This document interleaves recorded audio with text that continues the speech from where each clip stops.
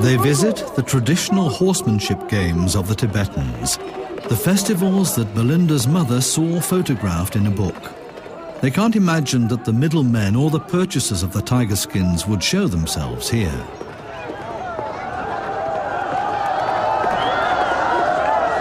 The festivals are a colourful mixture of competition and folklore. Tibetans gather here from all parts of China. Debbie and Belinda mingle with the crowds of tourists. No one is suspicious of them. What they see, though, is the last thing they're expecting. Original footage. A rider with tiger skin around his shoulders and hips. Then someone on foot, wrapped in tiger skin. Tibetans openly showing off tiger, leopard and otter skins. Status symbols like designer shades and luxury four-wheel drives.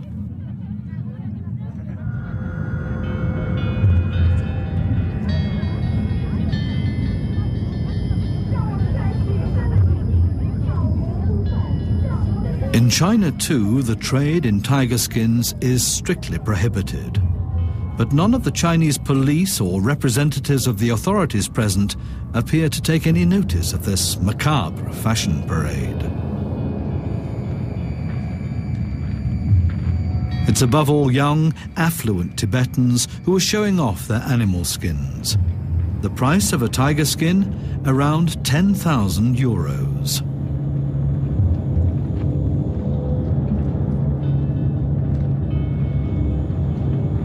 When asked by Debbie and Belinda, they claim they know nothing of the poaching of the last remaining tigers, nothing of the illegal trade.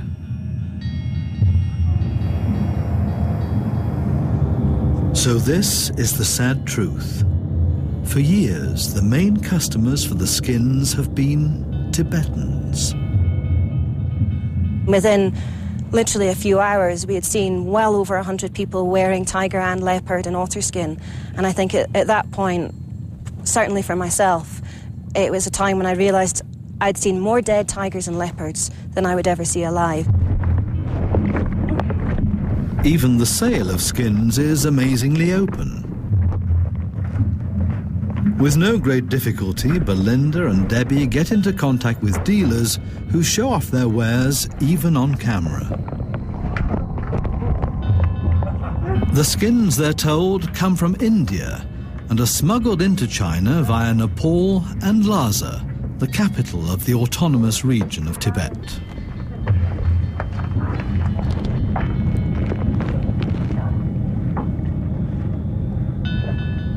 I suppose I just wanted to die, because I knew immediately, immediately, without a fraction of a second, that a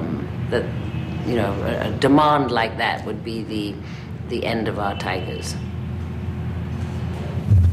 Nobody is questioned as to where the skins come from for this ceremonial tent.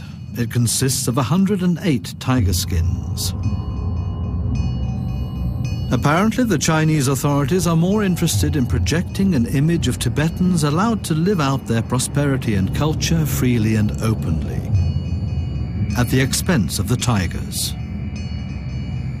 Somehow, the Tibetans have always been the unfortunate, but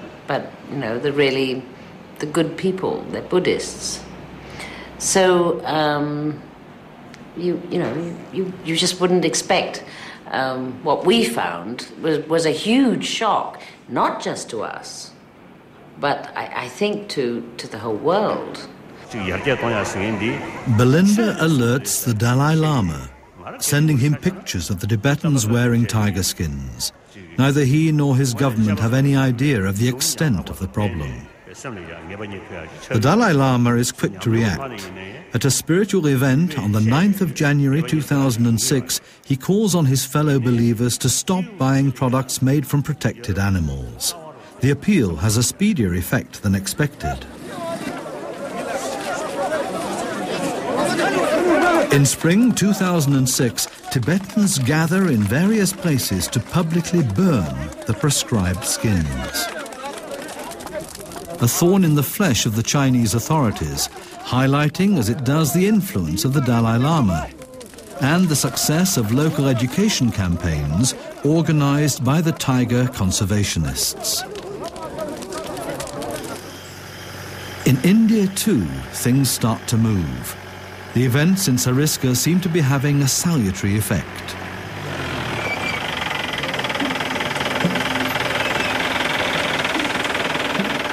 The protection of tigers in the reserves is significantly stepped up. The poachers and the men behind them are no longer to have the field to themselves. In addition to armed rangers, former soldiers are also to conduct patrols.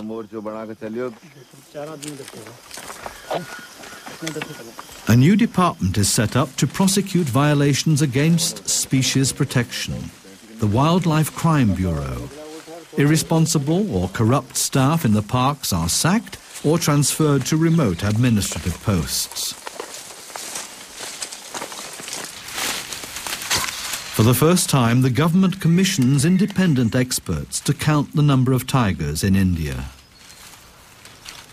A team under Dr. Jalla from the Wildlife Institute of India is tasked with finding out just how many of these great cats there still are, with no whitewashing or fear of repercussions.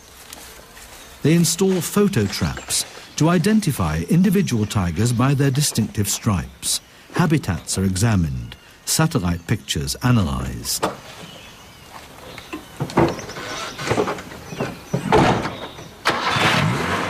The result of the first scientifically reliable tiger count is as unequivocal as it is devastating.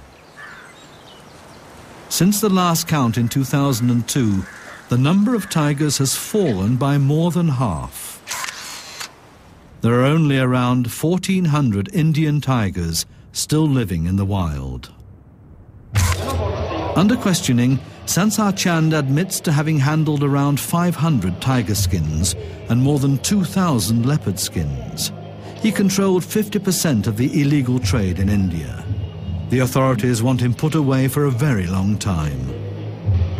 If we want to stop the illegal killing of tigers and other Asian big cats across their range, we need to stamp out the market and put an end to the illegal trade. And that means targeting the people who are making the most money out of this trade, targeting the transnational organised criminal networks and the individuals within that. In August 2007, the tiger conservationists set off once again for the Himalayas, to Litang, and the summer festivals of the Tibetans. What effect have the appeals of the Dalai Lama had? The posters are anything but promising. Tibetans in animal skin costumes advertise the games, as if nothing had happened. Has the illegal trade been stopped, or are the Tibetans still buying masses of animal skins? Debbie Banks again mingles with the spectators as a tourist, filming and taking pictures.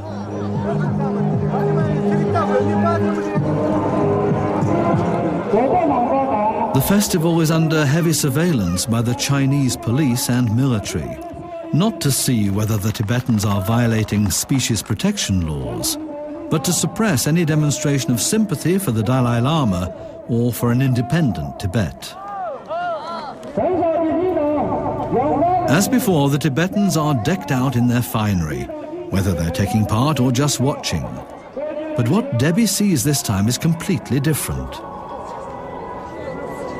In the course of 4 days, Debbie does not see one dancer wearing genuine tiger or leopard skin.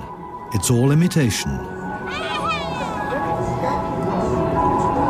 Fabric instead of fur. 2 years ago, there were hundreds of people here wearing animal skins. Now the Tibetans are opting for printed material. The Chinese authorities apparently view this development with suspicion. The tiger conservationists learn that at other festivals, Tibetans are being forced to wear skins as a sign of disobedience to the Dalai Lama.